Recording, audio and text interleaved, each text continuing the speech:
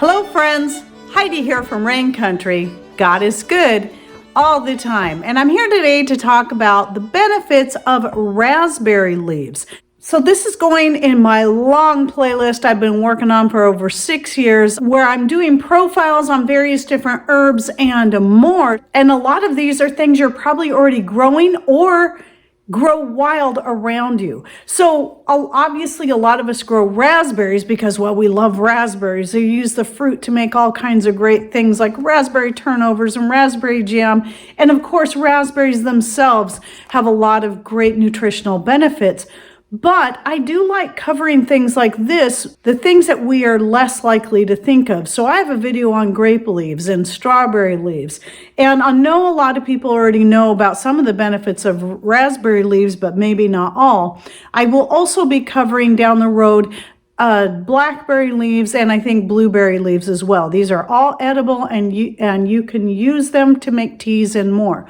But today, let's focus on the raspberry leaves. Now, most people think of raspberry leaf mostly just for women's health because it is great all the way around. And I'll be going into more detail about that. But if you're a guy, please stay tuned because there's many other benefits of raspberry leaves that go far beyond just women's productive health. They're also good for men's reproductive health as well. So let's start off by reading the nutrients that you will find in raspberry leaves. So we've got vitamin A, your B's. I'm not sure if it's the full B complex. I couldn't quite nail down exactly what. I know B6 is one of them, but I know they also have many other B vitamins.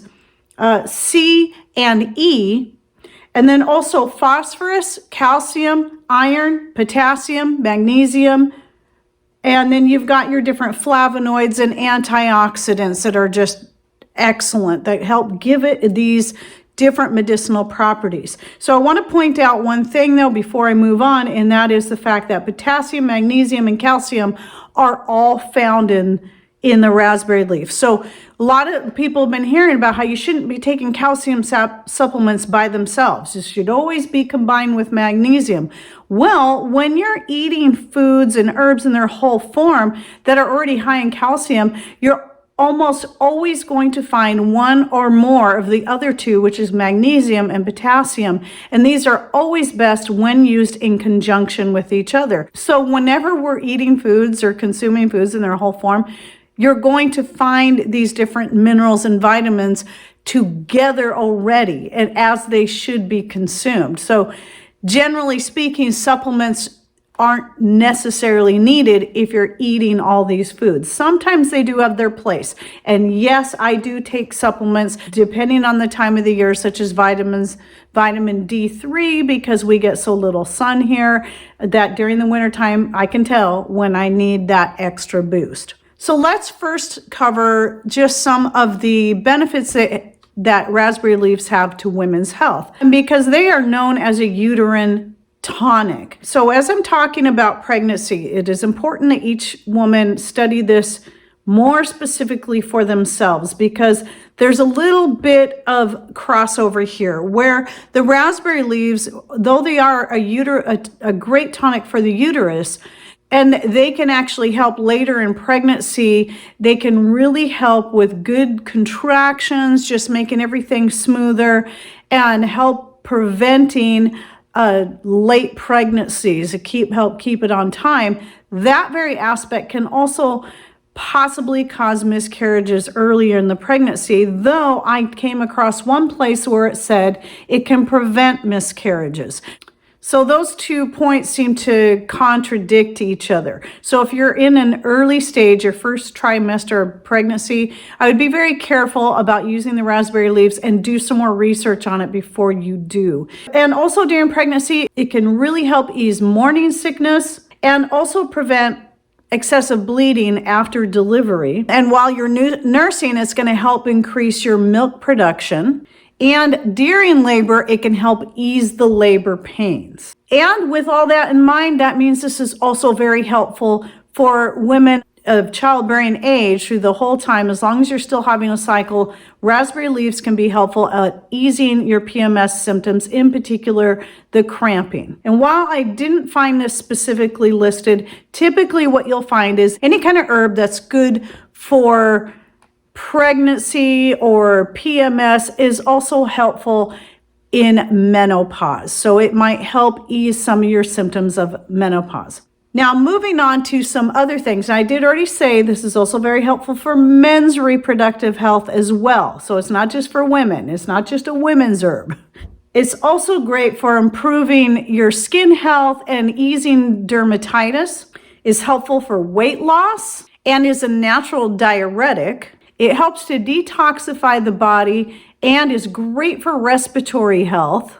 It's also great for digestive health, in particular, easing feelings of nausea, as well as diarrhea and constipation.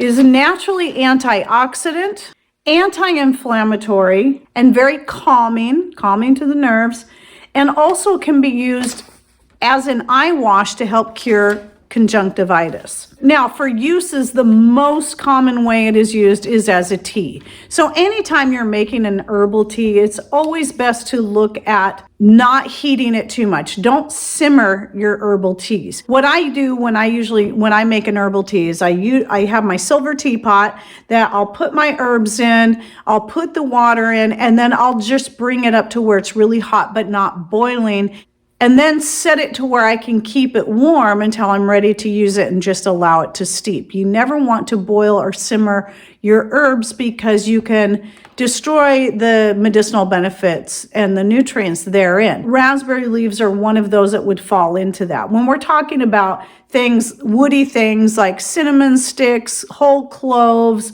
usually any kind of root, simmering is actually better. So you're making a decoction out of those. So whenever I combine a woody item with a more delicate herb, I will put the root or the bark or whatever it is into the pot, simmer it for a while. Then I'll add my more delicate herbs and then set it off of the direct heat. Now, other ways you can utilize raspberry leaves would be just like with any herb. You can tincture, extract them, and you can also dry them up so that it looks kind of like this. This is not raspberry leaves, but I have this out for a reason. So you can dry them and flake them up and add them into a blend like this, where this is what I call my mixed greens blend. And so this would be something I put into anything. I add to soups and sauces and gravies and casseroles. Maybe I'm making homemade hamburgers or breakfast sausages, sprinkle a little bit in there to get that in there. And also you can do the same thing for making a tea blend. This is why I brought this out, because we haven't been able to grow raspberries for the last few years because our raspberries up and died, but hopefully this year we'll get some more started.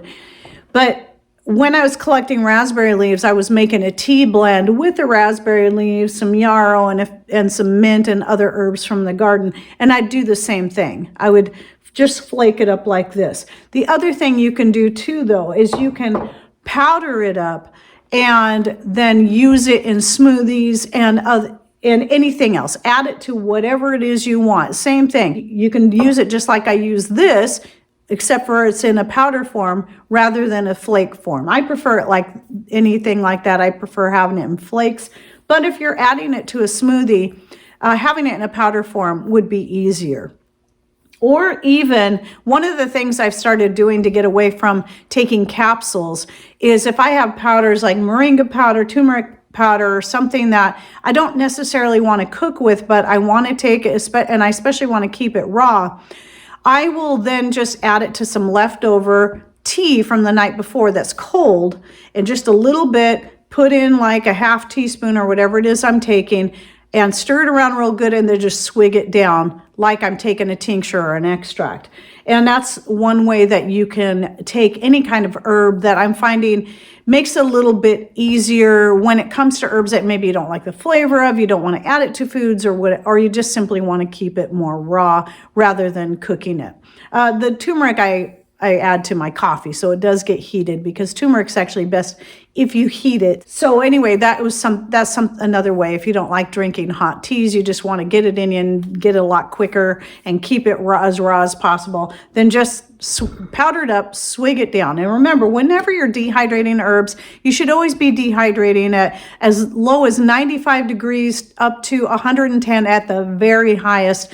That's if you're using electric dehydrator, of course, and this will prevent destroying any of the medicinal value that you'll find in the dried herbs. Also, if you live in a dry enough climate, you can simply hang dry your herbs and that will preserve them well that way. If you have used raspberry leaves to help with anything, share your testimonies down below.